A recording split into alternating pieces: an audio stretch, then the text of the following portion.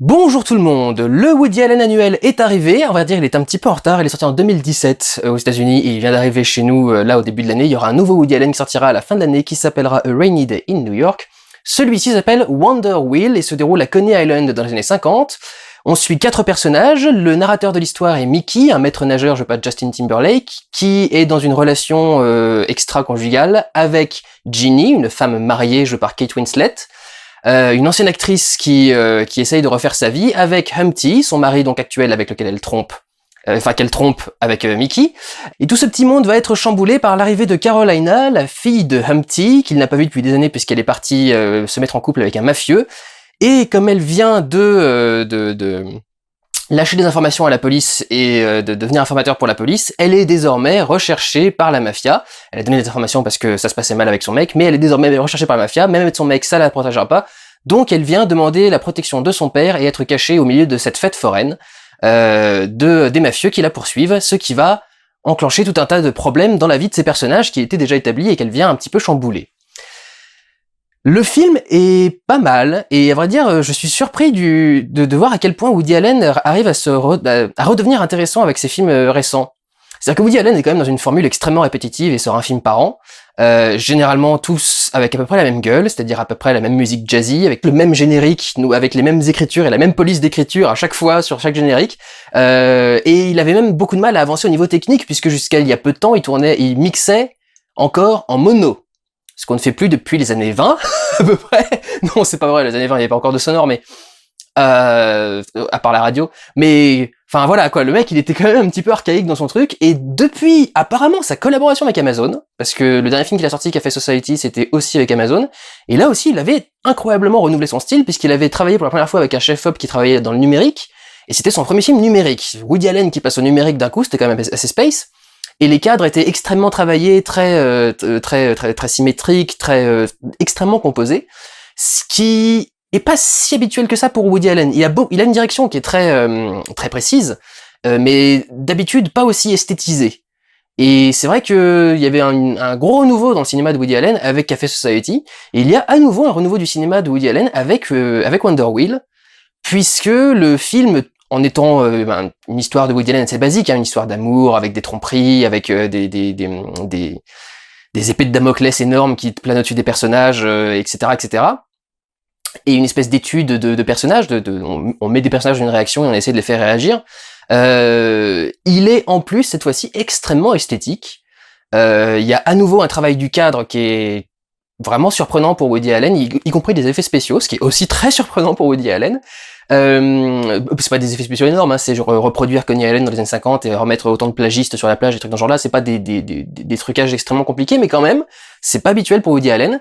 Et esthétiquement surtout, il y a un travail une chorégraphie des déplacements des personnages et de la caméra aussi, ce qui est plus rare chez Woody Allen. La caméra va souvent être soit portée, soit filmée un peu en plan assez fixe. Là, c'est la première fois que je vois autant de machinerie dans un Woody Allen.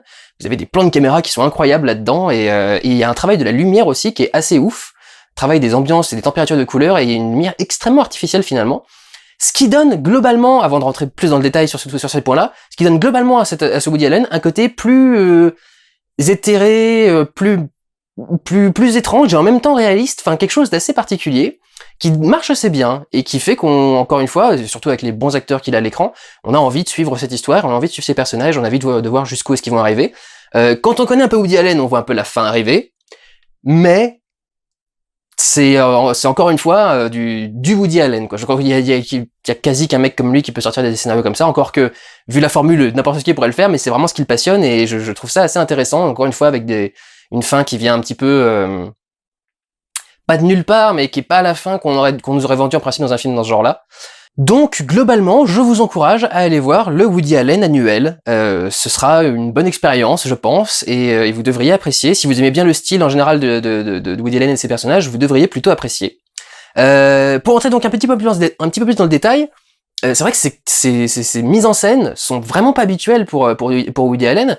Il y a déjà un travail de plusieurs ambiances de lumière, par exemple. Vous allez avoir souvent le film va être plutôt terne, un peu noir et blanc, un peu grisâtre, pas vraiment beaucoup de rehaussement dans les couleurs.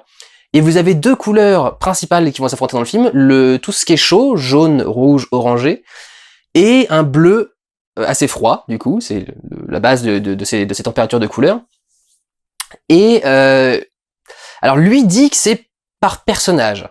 Et que donc le rouge est pour évoquer Ginny, qui est donc l'ex-actrice et la femme de Humpty, et qui a beaucoup de mal dans sa vie, mais qui voudrait du coup vivre quelque chose de très romantique et de très fort et de très machin, et ce qui est quelque chose du coup de plus chaleureux et de plus qui mérite ses couleurs plus chaudes. Et le bleu est donc pour Carolina, qui est plus confrontée à la réalité, qui a un côté assez réaliste, qui se voit pas comme quelque chose de particulier. D'ailleurs, très souvent, elle a un regard sur elle-même, une autocritique, elle se critique beaucoup elle-même, et c'est un personnage qui du coup semble beaucoup plus terre à terre et beaucoup plus proche des choses. Et chacune donc va vivre sous soi-disant, d'après Woody Allen, possède ses couleurs.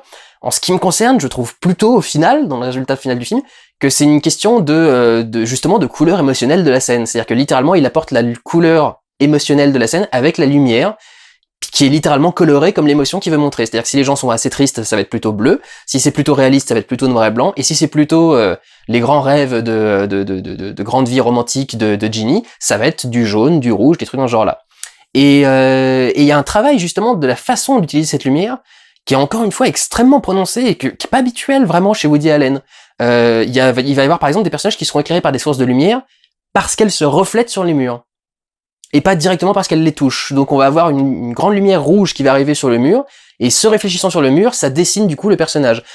En silhouette. La plupart des acteurs sont éclairés en silhouette. C'est-à-dire que les lumières viennent généralement des côtés et jamais d'en face. Donc on a toujours une espèce de petit halo dans les cheveux ou sur le bord du visage pour détourer du coup les visages et pour montrer comment est-ce qu'ils sont éclairés. Et il ajoute en plus, ce qui rend le trip encore plus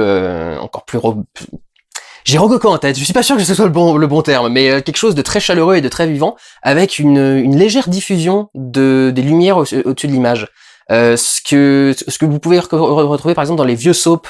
Vous savez, les vieux soaps à la télé, on avait souvent l'impression qu'il y avait une espèce de filtre flou devant l'image, mais que le reste était quand même net. Et en fait, c'est un petit peu ça qui rajoute au film, c'est que à de très nombreux moments, on va avoir du coup les personnages éclairés uniquement sur le côté, et il y aura du coup cette espèce de halo de lumière qui arrive sur les côtés. Si vous voulez savoir, sur les soaps à l'époque, ce qu'on faisait, c'est qu'on mettait des bancs en nylon devant l'objectif, c'est-à-dire à l'intérieur de la caméra, on mettait un petit morceau de nylon qu'on collait au bord de l'objectif pour ajouter cette espèce de léger flou qui diffuse un petit peu les couleurs et les images et les lumières, pardon, sur le film à la base.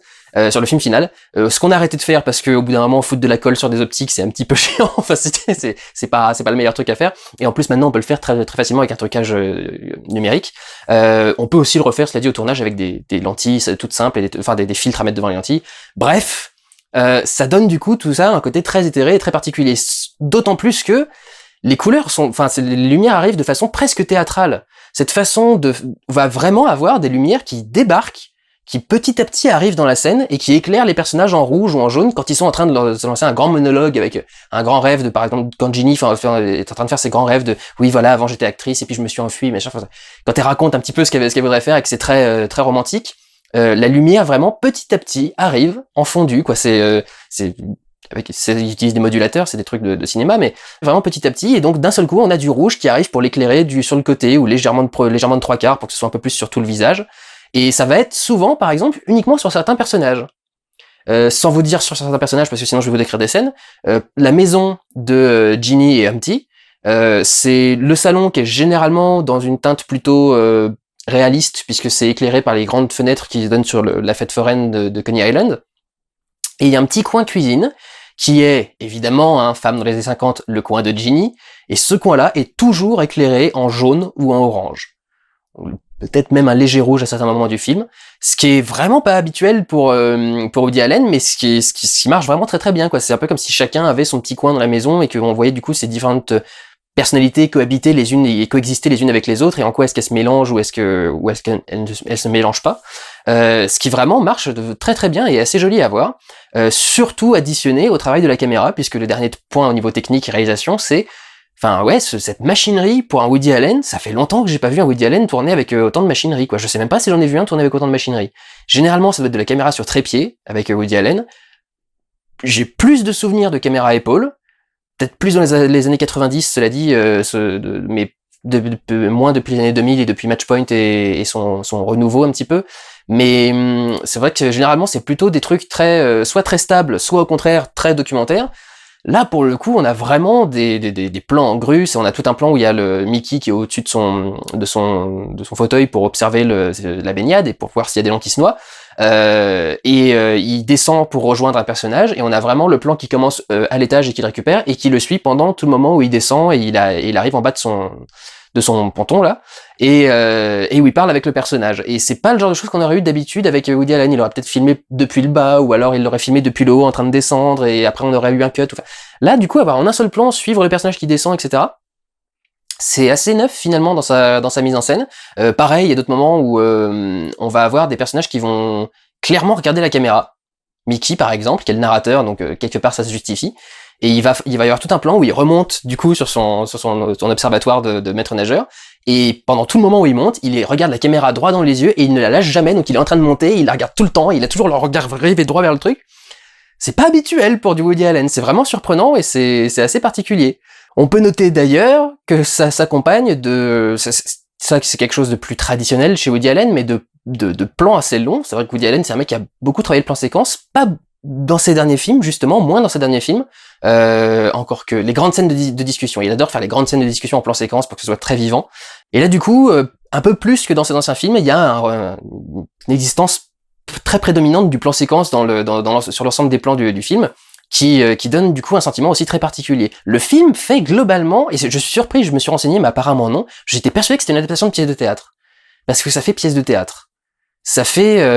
c'est une mise en scène qui est comme ça, très à la fois réaliste et à la fois très artificielle. C'est quelque chose de très particulier, et c'est vrai que je m'attendais pas du tout à voir un film comme ça de la part de Woody Allen.